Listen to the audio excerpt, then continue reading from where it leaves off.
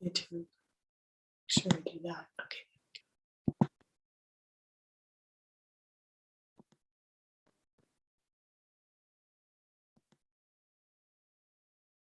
Welcome, mighty companions. We are joining with you today for Chapter 20 partners, all those who are partnered up to look at Chapter 20 from Jesus, the New Covenant, the beliefs and desires. So we clear those together and practice listening, speaking, and following the voice for Jesus, which is our voice. We practice that with our partner. And so we join for about an hour each day to look at desires together. So this morning we were joining after the morning light circle, and the desire for deprivation and lack came up as a very robust, rich desire to look at together directly, just head on, with the willingness and the honesty of God to take this all the way with Jesus, to see how much we relish, we actually want the experience of feeling deprived and feeling that there's something lacking. And so that's what we start. We start with the light. We start with the recognition of our divine nature. And then we ask Jesus what's most helpful to look at. So when we're going through chapter 20, we go through the desires that are given line by line through chapter 20. And in this case, we were just hearing to look at this particular desire. So that's what we're going to do now, is look at the desire for the experience of lack and deprivation. And Jesus, do we want this? Do I have this desire below my level of awareness? And I hear yes.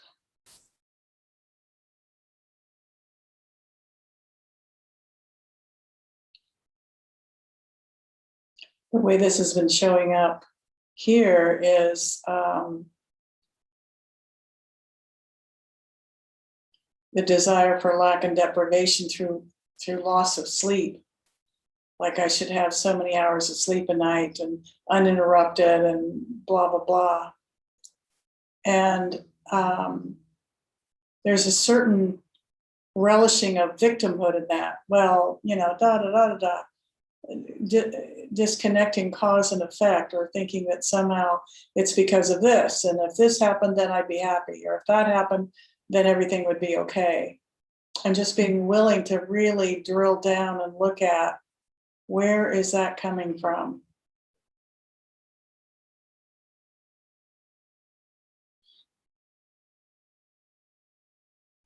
Yeah, there's this sense of deprived of power or deprived of light. And then he's just kind of showing me the decision to have this experience. Okay, when I take responsibility for my mind and I say, okay, I'm making a decision to have this experience. So then I can feel deprived of light, and then I can defend that sense of feeling deprived of lack, and deprived of light. So there's a relishing of defense. That's where I am right now, is just seeing the defense that comes up when it's mentioned that I do have this desire for lack and deprivation. It's like, oh my gosh, I really want that. That doesn't sound, it sounds crazy that would actually want to feel deprived, or that I would deprive myself. So I kind of like to, so it's like a relishing of depriving myself and not wanting to see that, which just keeps the deprivation in place. Discernment, what Jesus is showing us, Holy Spirit is showing us, is this discernment between which voice is speaking. Is it that voice, we talk about the elf on the shelf, that little part of our mind that wants to run the show and checklist whether we're naughty or nice and judge ourselves?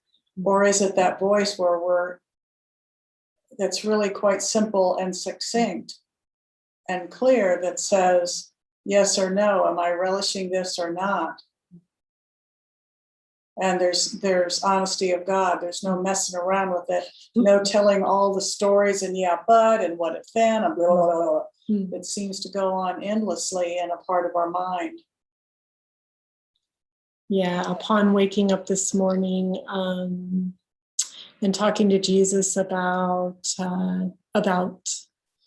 what I needed to see, what I needed to look at for this session, I was hearing one word, and that was determination. Being willing to look directly. So but there's a determination. I'm determined to see this differently. So what we'll do is we'll look at the relishing, and then we'll ask Jesus, okay, Jesus, are we ready for a miracle for this desire, or is there more for us to see?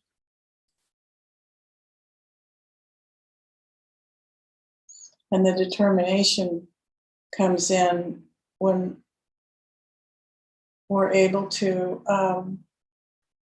ask, like Renee was saying, what do I need to see?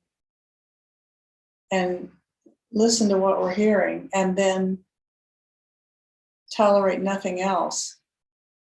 Like, I'm no longer willing to tolerate this suffering, whatever it is that the experience seems to be, where there's not happiness. There's a within that willingness to tolerate the unhappiness is a choosing to listen to that voice. And there comes a point where there's just a choice to not be tolerant anymore of that voice that's trying to run the show and maintain the status quo, which is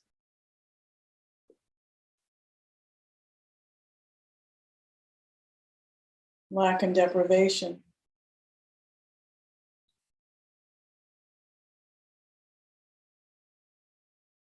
And it really takes that willingness to be quiet and listen. Yeah, the determination. He's been saying that to me all morning. You have that power. Given by God. Mm-hmm. Yeah. I forget that. I think I'm in it to slug it out in the boxing ring all by myself with, all these demons are dancing in my head. And it's me and, Joe Lewis or whoever I'm boxing with. Sorry. Good boxer there. Rather than see that's not true. How much untruth am I willing to tolerate in my mind? Am I willing to dance with the devil all day long and think somehow that's bringing me happiness?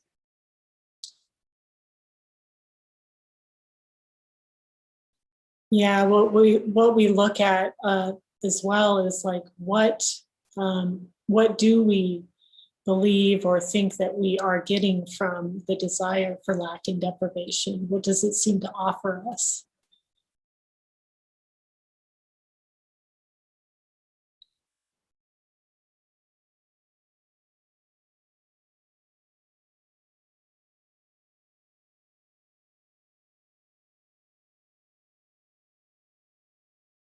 seems to offer powerlessness or weakness.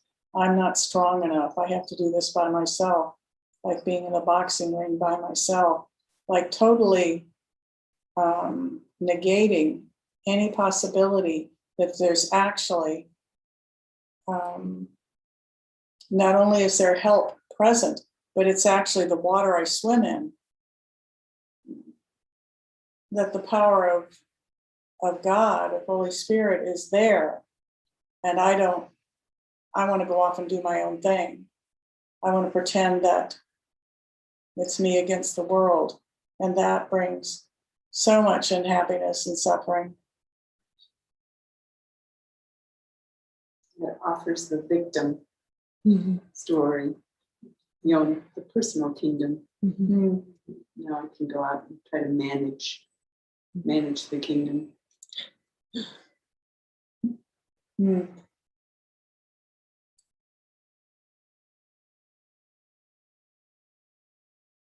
To get to the point where we are willing, through the relishing of a desire, to recognize that the responsibility for seeing something a certain way is here.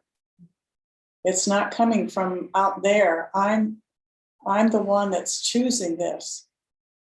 And that's seems so elusive sometimes and intractable to see, until it's just like, okay, enough is enough. I'm not tolerating this anymore. And taking it all the way through so that the belief desire is completely eradicated from the mind, so it doesn't crop up in another area.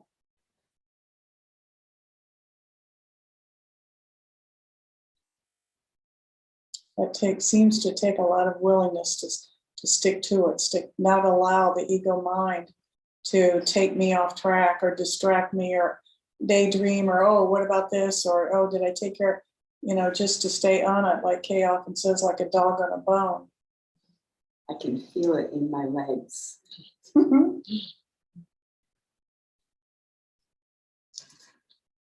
Yeah, I like to feel deprived of the voice, as though there's some lack, and I can see how I relish. It's kind of like pretending like I don't know what's happening to me, and so it's like actually generating that experience of I don't know what's happening to me, and just to be in like a play of being oblivious to divinity, that when I look, we're invited to look as the light at the desire, so that there's no guilt or judgment in looking. It's just the honesty of God. Oh yes, I see that I have this there. And then to be curious and question that. Is this true? In the light of divine being, is this true? Is lack and deprivation more powerful than the light? Yeah, that impersonal curiosity. I want to make everything personal, and which takes me right into suffering. And if I can look with impersonal curiosity, well, wow, isn't this interesting? This is how the play in consciousness is working right now in my and part of my mind. And is this okay? Is this bringing me happiness? Is it really true? And using some of these questions, not in some charged way, but just, okay, what's the truth in this matter? What is true here? And especially the power of joining with someone to look at it together just seems to break up a lot of those old patterns of, oh, I got to figure this out by myself, and oh, I don't want to bother so and so, or all these stories we come up with,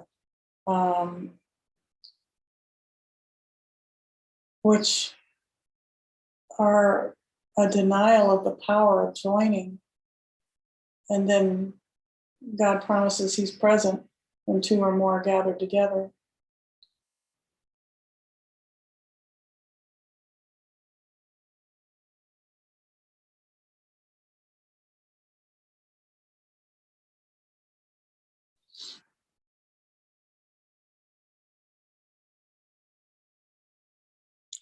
Yeah, we also heard this morning that this is the last thing that the ego wants to look at. So there may be some more relishing just to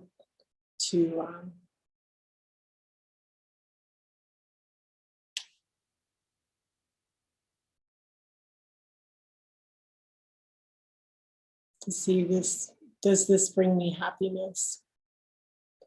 Is this desire for deprivation and lack what's most useful for healing the mind? Is it in guidance?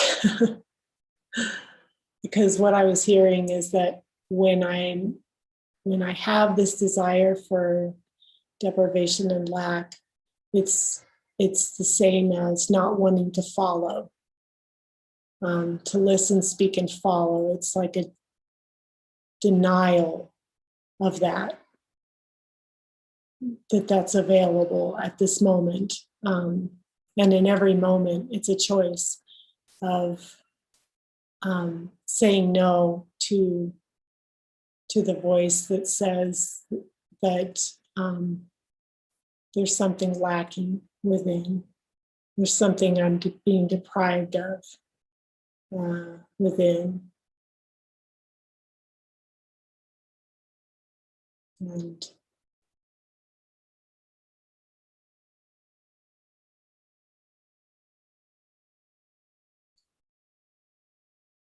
we counter those, what might feel like a wall in the mind, to sit and notice that that's there, you know, drop more into the relishing and with Jesus,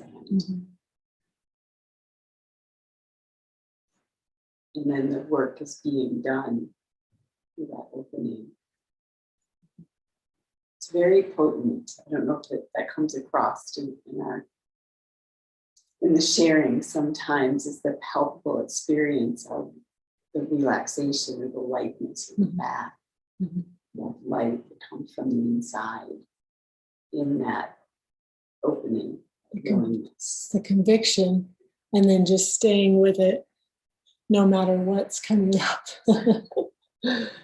It's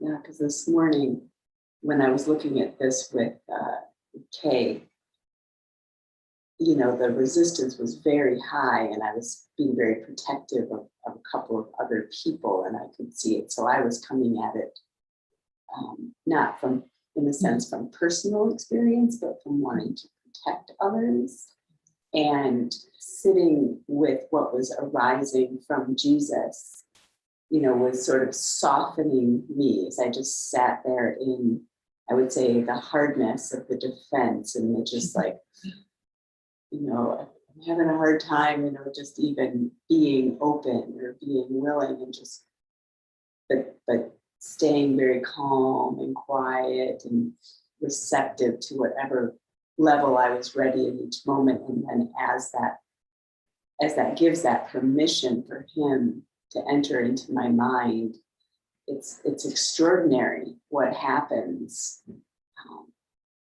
you know, effortless on my part, except for the reception of the light, to shed light.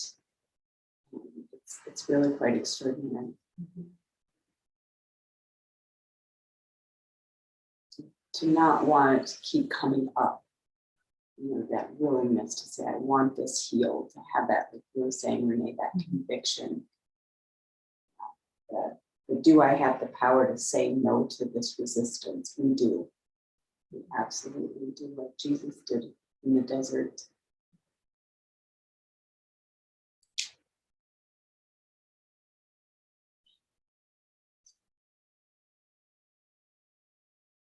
resistance to love. We've been looking at the intractability, the seeming impenetrable nature of some of these desires and beliefs. And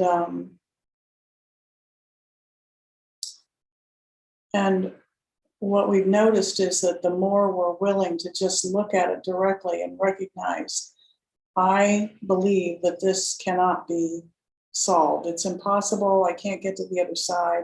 It's intractable. And as we just look at it directly, it seems so simple and unassuming as a quote unquote solution or method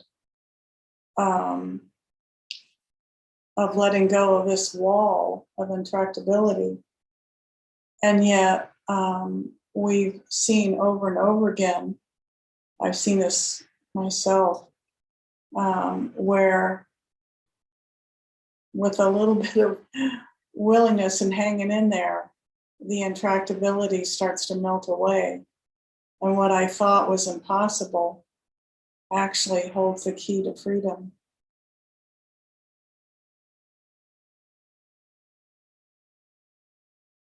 Yeah, it's the consistency of looking. And that's what chapter 20 is like, an invitation to look consistently with Jesus at what we like to hide from ourselves. And there's pleasure in hiding things from myself, desires for myself. I start to see that, and then there becomes a lightness with looking at it, like, oh yeah, that this, that's it's like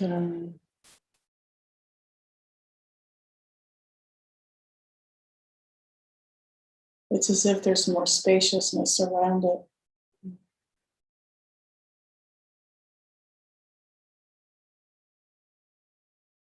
yeah, it opens up to like just having a natural conversation with Jesus, and hearing Jesus speaking through our brother.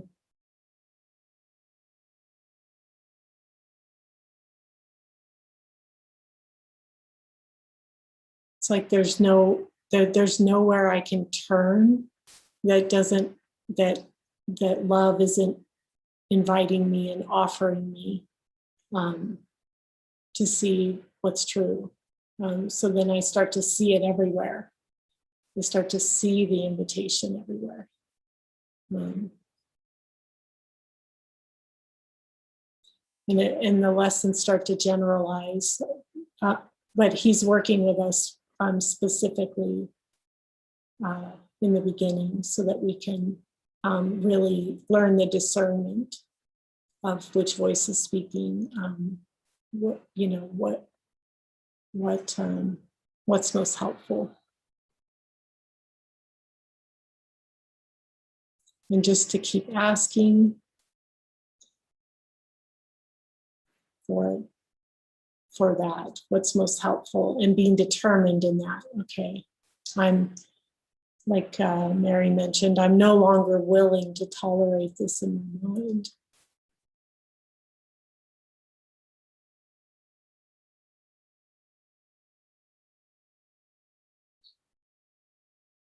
Jesus, am I willing to see this differently? And sometimes the answer I hear is yes, and sometimes it's no. I notice that there's a pattern. If the answer is no, I'm not willing to see this, to want to make myself wrong. But that's just another little diddly wop dance that the consciousness is playing on me to divert from just looking directly and see that there's great power that comes from saying no to that voice that wants to have me believe that suffering is worthwhile and brings me happiness.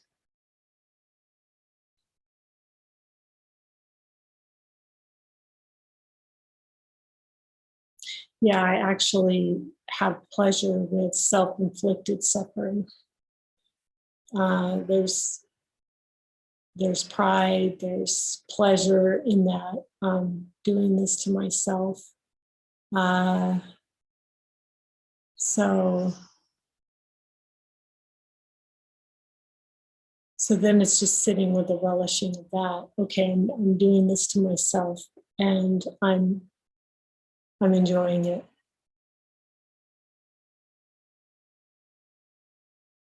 I really want it. I want this more than God. Yeah, I want this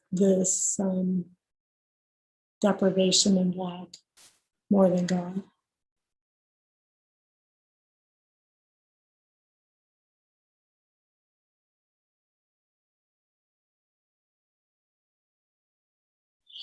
So all of this comes from a lot of willingness to look deeply at desires. And this began with Jesus in New Covenant in chapter 20, and the listing of all these desires and beliefs usually below my level of awareness.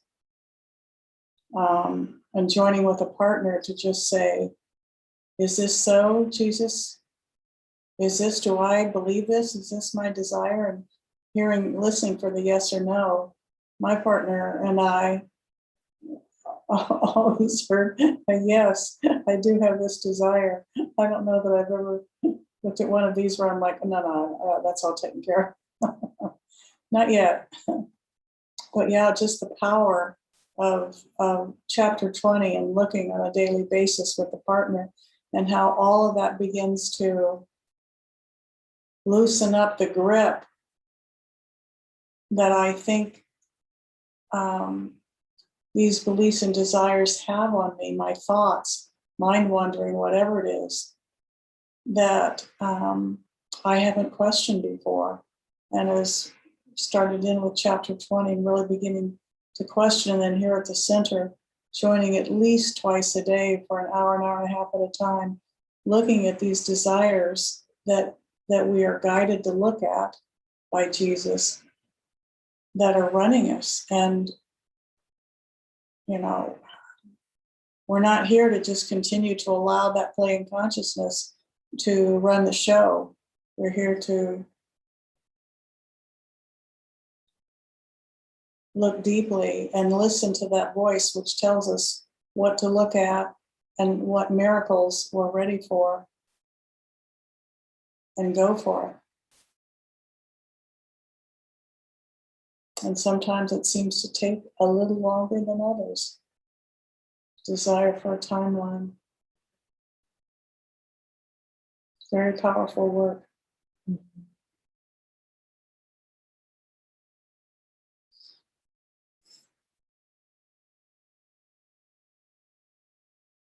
It feels like we're nearing completion on this one.